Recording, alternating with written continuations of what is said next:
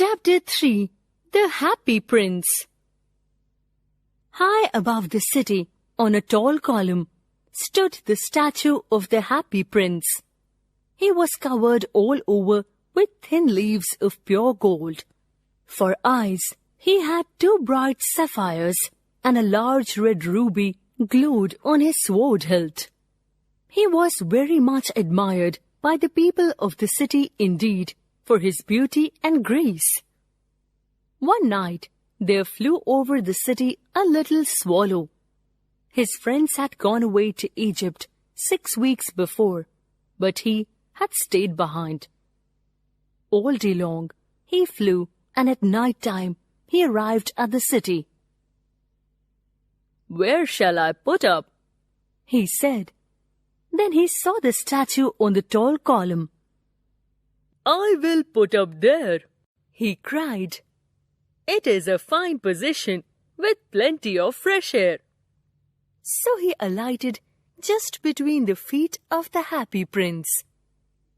"I have a golden bedroom," he said softly to himself as he looked around, and he prepared to go to sleep. But just as he was putting his head under his wing, a large drop of water fell on him. "What a curious thing!" he cried. "There is not a single cloud in the sky. The stars are quite clear and bright, and yet it is raining." Then another drop fell. "What is the use of a statue if it cannot keep the rain off?" he said. "I must look for a good chimney pot." And he decided to fly away. But before he had opened his wings, a third drop fell, and he looked up and saw. What did he see? The eyes of the Happy Prince were filled with tears, and tears were running down his golden cheeks. His face was so beautiful in the moonlight that the little swallow was filled with pity. "Who are you?" he said. "I am the Happy Prince." "Why are you weeping then?" asked the swallow. "When I was alive and had a human heart," answered the statue, "I did not know what tears were, for I lived in the palace of Sans-Souci, where sorrow is not allowed to enter. In the daytime, I played with my friends in the garden, and in the evening, I danced in the great hall. Round the garden ran a very high wall, but I never cared to ask what lay beyond it. Everything about me was so beautiful. My courtiers called me the Happy Prince, so I lived and so I died. And now that I am dead, they have set me up here so high that I can see all the ugliness and all the sorrow of my city. And though my heart is made of lead, yet I weep." "Far away," continued the statue in a low musical voice, "in a little street, there is a poor house. One of the windows is open, and through it, I can see a woman seated at a table. Her face is thin and worn, and she has rough, red hands, all pricked by the needle, for she is a seamstress.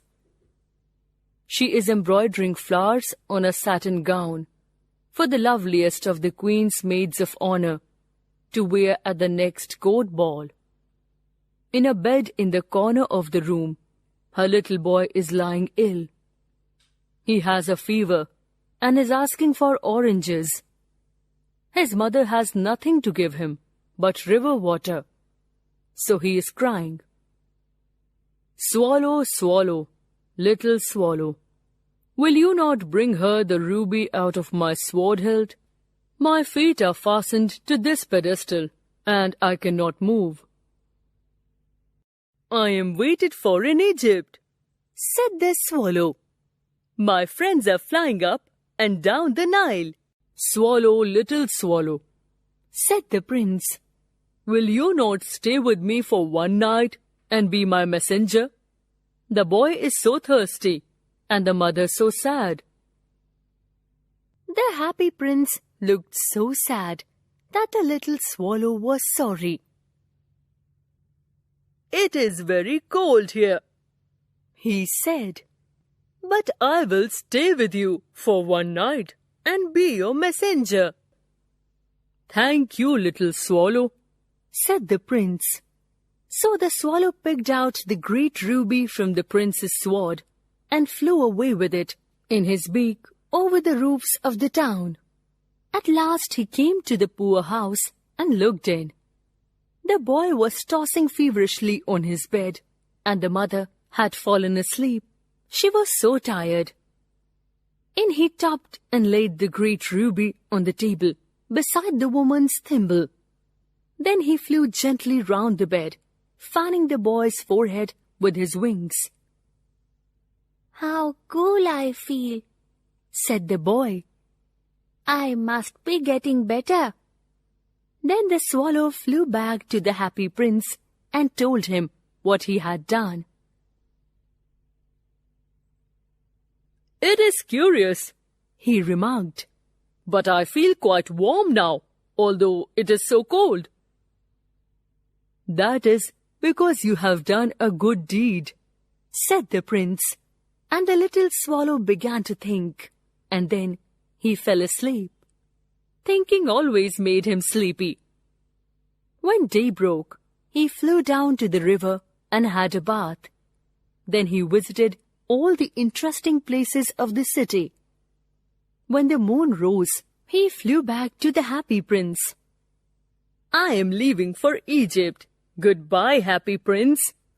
"Swallow, swallow, little swallow," said the prince, "will you not stay with me one night longer?" "I am waited for in Egypt," answered the swallow. "Swallow, swallow, little swallow," said the prince. "Far away across the city, I see a young man in a garret. He is leaning over a desk covered with papers. He is trying to finish a play for the director of the theater, but it is too cold to write any more. There is no fire in the grate, and hunger has made him faint. "I will wait with you one night longer," said the swallow, who really had a good heart. "Shall I take him another ruby?" "Alas, I have no ruby now," said the prince. "My eyes are all that I have left. They are made of rare sapphires, which were brought out of India 1,000 years ago. Pluck out one of them and take it to him. He will sell it to the jeweler and buy food and firewood and finish his play." "Dear prince," said the swallow, "I cannot do that." And he began to weep. "Swallow, swallow, little swallow," said the prince, "do as I command you." So the swallow plucked out the prince's eye and flew away to the student's garret. The young man had his head buried in his hands, so he did not hear the flutter of the bird's wings. And when he looked up, he found the beautiful sapphire lying on the desk. "I am beginning to be appreciated," he cried. "This is from some great admirer. Now I can finish my play." And he looked quite happy. The next day the swallow said to the happy prince, "I have come to bid you goodbye." "Swallow, swallow, little swallow," said the prince, "will you not stay with me one night longer? In the square below, there is a little match girl. Her matches have fallen in the gutter, and they are all spoiled. Her father will beat her if she does not bring home some money, and she is crying. She has no shoes or stockings, and her little head is bare. Pluck out my other eye and give it to her, and her father will not beat her." "I will stay with you one night longer," said the swallow, "but I cannot pluck out your eye. You would be quite blind then." "Swallow, swallow, little swallow," said the prince. "Do as I command you." So he plucked out the prince's other eye and darted down with it. He swooped past the match girl and slipped the jewel into the palm of her hand. "What a lovely bit of glass!" cried the little girl, and she ran home, laughing.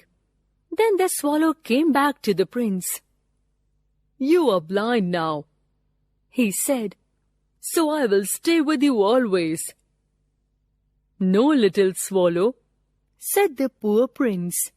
"You must go away to Egypt." "I will stay with you always," said the swallow, and he slept at the prince's feet. All the next day, he sat on the prince's shoulder and told him stories of what he had seen in the strange lands. "Dear little swallow," said the prince, "you tell me of marvelous things, but more marvelous than anything is the suffering of men and women. Fly over my city, little swallow, and tell me what you see there." So the swallow flew over the great city and saw the rich making merry in their beautiful houses, while the beggars were sitting at the gates. He flew into the dark lanes and saw the white faces of starving children looking out listlessly at the black streets. Then he flew back and told the prince what he had seen. "I am covered with fine gold," said the prince. "You must take it off, leaf by leaf, and give it to my poor. The living always think that gold can make them happy." Leaf after leaf of the fine gold the swallow picked off, till the happy prince looked quite dull and grey. Leaf after leaf of the fine gold he brought to the poor, and the children's faces grew rosier, and they laughed and played games in the street. "We have bread now," they cried. Then the snow came. The poor little swallow grew colder and colder, but he would not leave the prince. He loved him too well. He picked up crumbs outside the baker's door when the baker was not looking, and tried to keep himself warm by flapping his wings. But at last he knew that he was going to die. He had just strength to fly up to the prince's shoulder once more. "Goodbye, dear prince," he murmured. "I am glad that you are going to Egypt at last, little swallow," said the prince. "You have stayed too long here, but I will miss you." "It is not to Egypt that I am going," said the swallow. "I am going to the house of death." And he kissed the happy prince and fell down dead at his feet. At that moment, a curious crack sounded inside the statue, as if something had broken. The fact is that the leaden heart had snapped right in two. It certainly was a dreadfully hard frost. Early the next morning, the mayor was walking in the square below, in company with the town councillors. As they passed the column, he looked up at the statue. "Dear me, how shabby the happy prince looks," he said. "The ruby has fallen out of his sword, his eyes are gone, and he is golden no longer," said the mayor. "In fact, he is little better than a beggar. And here is actually a dead bird at his feet." So they pulled down the statue of the happy prince and melted the statue in a furnace. "What a strange thing," said the overseer of the workmen at the foundry. "This broken lead heart will not melt in the furnace. We must throw it away." So they threw it on a dust heap where the dead swallow was also lying. "Bring me the two most precious things in the city," said God to one of his angels, and the angel brought him the leaden heart and the dead bird.